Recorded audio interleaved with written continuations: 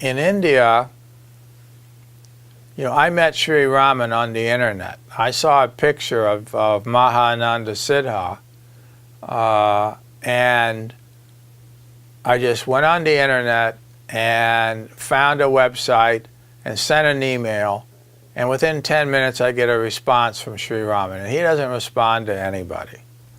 And he says, come. So I get on a plane and I go to India. And he sent a car to pick me up, and I got up to the mountain where the cave is that Mahananda Siddha lives. And Siddha is a living immortal. Even though the body's only 82 or 83, it looks 38. And he stopped eating any food 12 years ago. He stopped drinking any liquid 12 years ago. He stopped sleeping 12 years ago, except on fire. And he walked away from his life. Lord Shiva appeared to him in a body and said, you're blessed, drop everything, go to this mountain, live in this cave, feed and heal everybody that comes to you, and you're the 19th Siddha of the world. And he did it. He was a billionaire. So he gets to this mountain, starts living in this cave and feeding and healing everybody that comes to him. And Shiva appears again and said, you won't eat, you won't drink, you won't sleep, you won't bathe, except on the 14th of April. 100 people will come and bathe you, and you just sit there and they'll pour water on you. Rose water, saffron water, coconut water. And he said, you can sleep on fire if you want. Not ashes, but fire. So Siddha occasionally sleeps on fire. And he's got big, big hair. And he's a very big bull of a guy. And, he doesn't eat, he doesn't sleep, he doesn't drink. He's very funny. He's very playful. And Sri Raman is like this with him. And so Siddha sees hundreds and thousands of people just all day long. And he gives them medicine and he feeds them. And, I don't know where all the food comes from, but it seems to always be there. And he's building this 7-story temple up the side of this mountain where this cave is that he's been living in. And it is a riveting experience to be in his presence. I was, the first time I was in his presence, for 3 hours, I had no thoughts. And it was only when I was walking to my car did I notice a thought. And the thought was, there's been no thoughts for 3 hours. It's the first thought I had. So just being in his presence is just quite an experience. He devoted his life to refurbishing dilapidated temples throughout India. And it is really, really, there's on the internet, there's the directions on how to find Siddha in Tamil Nadu, outside of Vellore, which is sort of halfway between Bangalore and Chennai. So, yeah, it is really quite interesting life.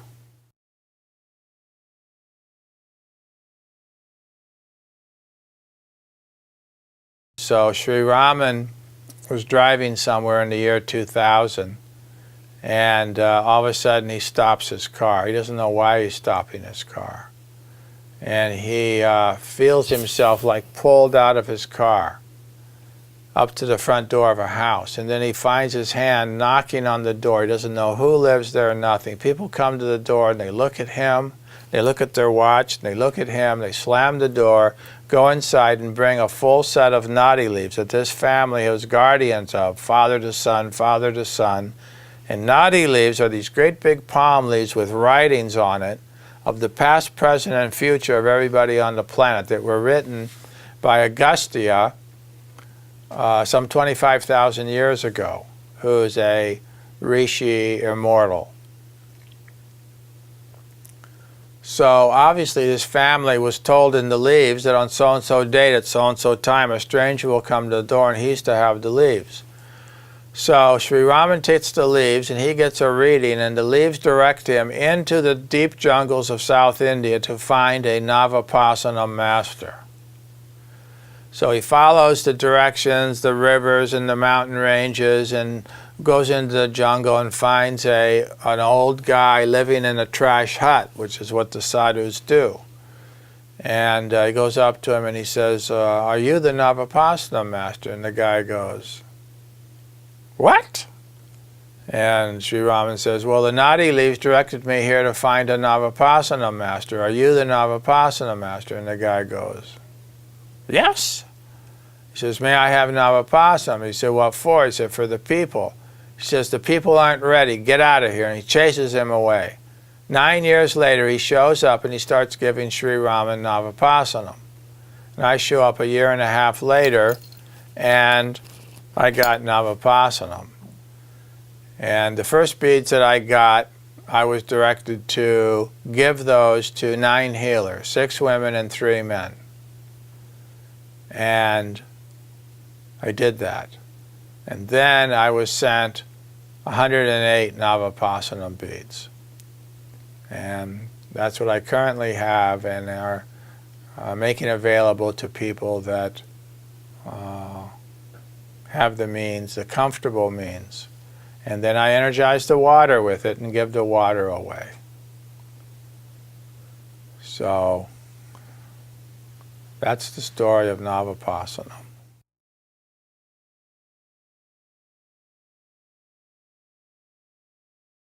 So the Navapashanam, the dose is anywhere from a few drops to an ounce once or twice a day, maybe 3 times a day. Some people, in drinking in a few ounces, will start getting a headache. If they do, they need to just slow down and not drink so much.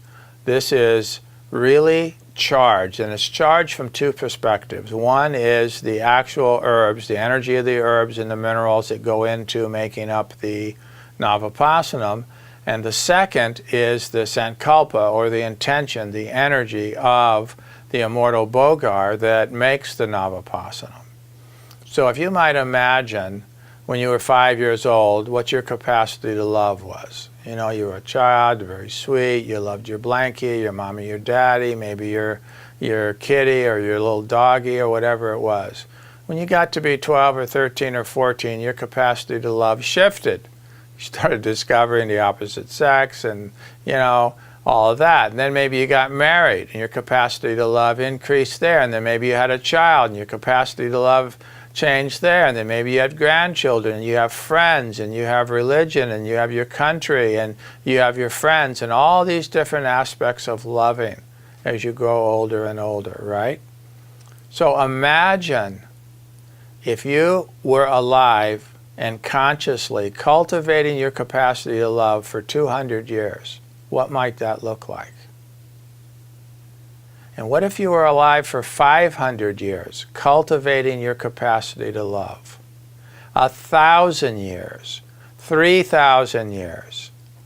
Bogar has been consciously alive and cultivating his capacity to love for over 7,000 years.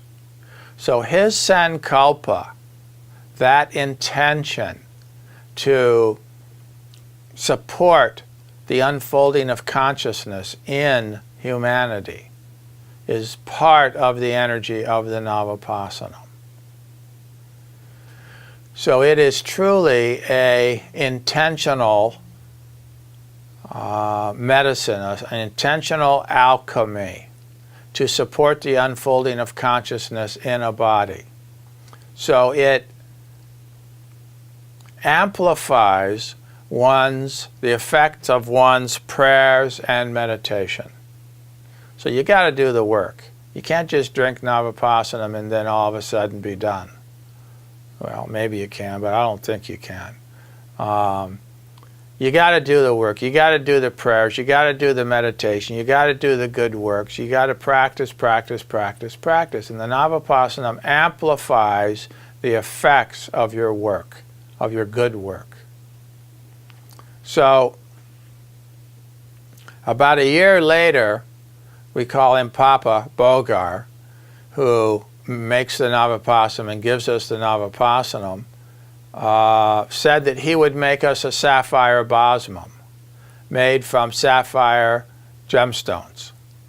So Sri Raman and I bought about $60,000 worth of sapphires and gave him a big pile of sapphires. And 2 years later, he gave us a little baggie of ash.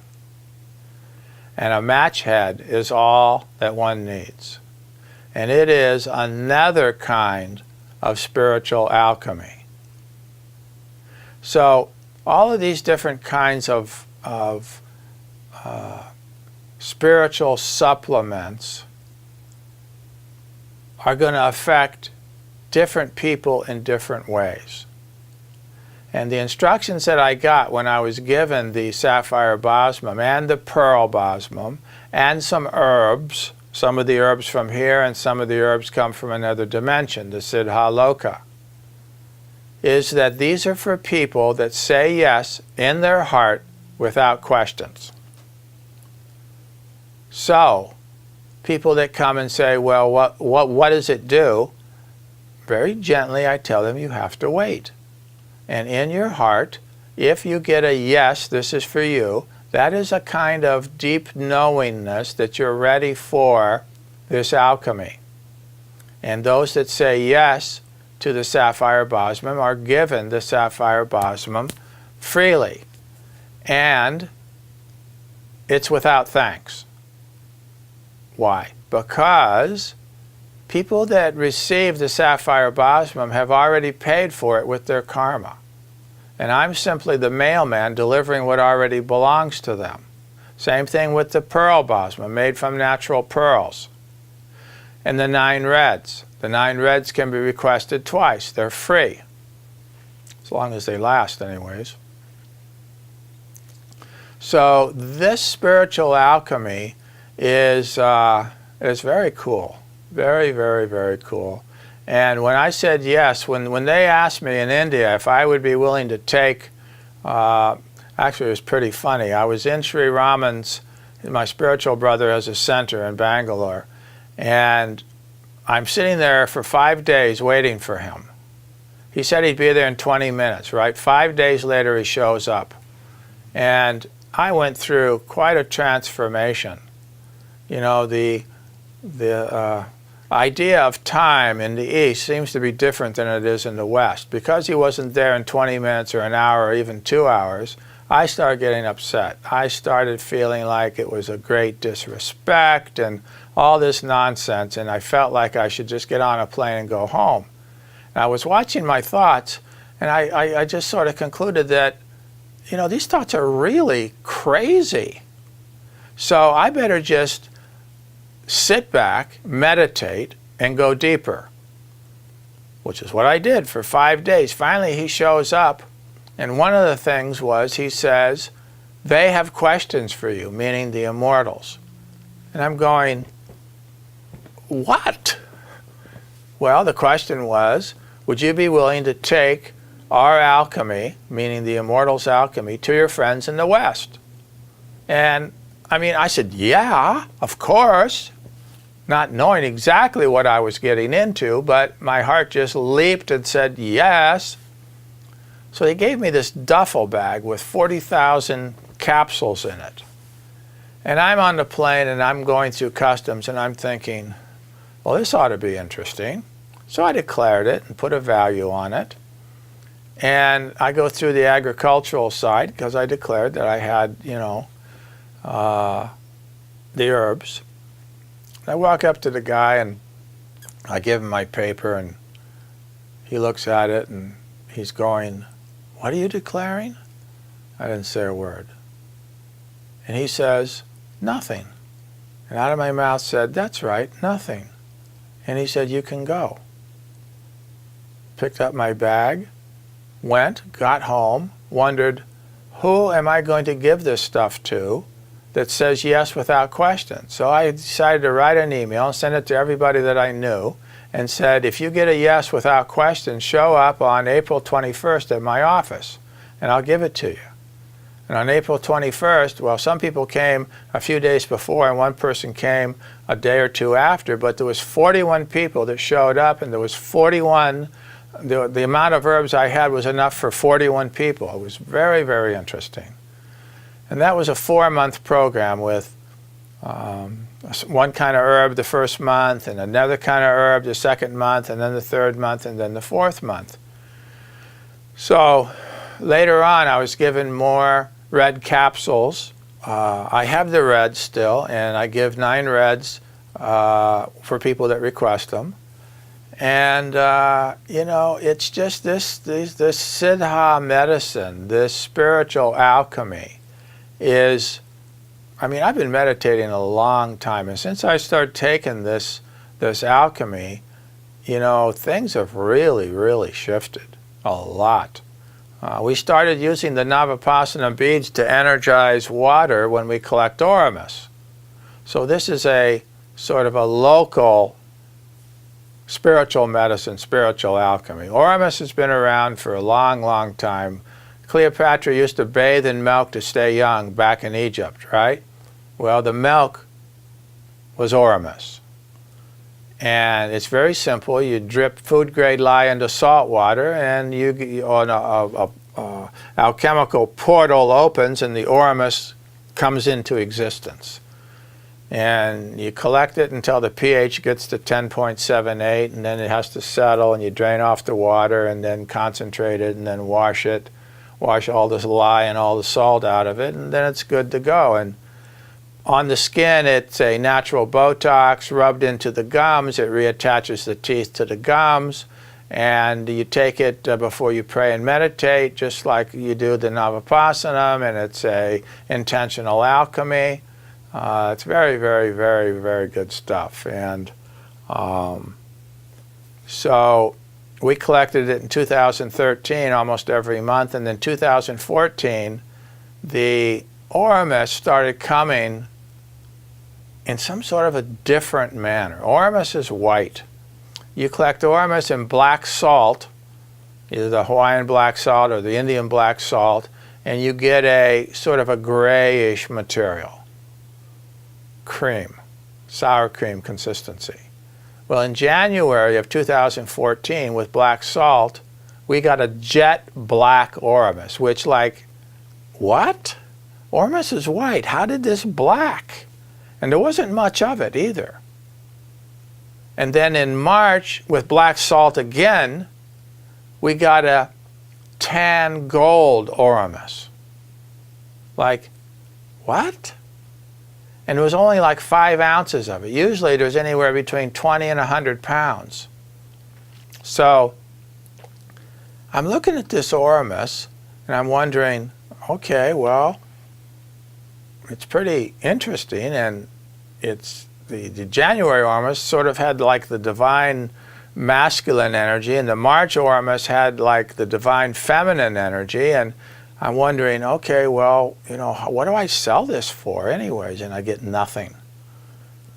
And then all of a sudden I go, well, I'm not supposed to sell it. I'm supposed to give it away. And I hear this, duh. So I've been giving away that Oramus to people that request it. Dried out, the Oramus is a powder, and if it's got the liquid in it, the Navapashanam, it's sort of the consistency of sour cream. So all throughout 2014, we never knew what we were going to get. And it seems like the Siddhas, the immortals, were just like having fun with us. And as we collected Oramus and the portal opened, I think they were just like, boom, throwing in some energy of some kind or another, saying, okay, let's see what they do with this one. And they give us that. And on the equinox, we collected 5 barrels, 5 30-gallon barrels, and we got 3 different kinds of Oramus. We got Oramus with a rose hue with white salt, with a light blue hue, and with a lavender hue. And it is just exquisitely delightful energetically.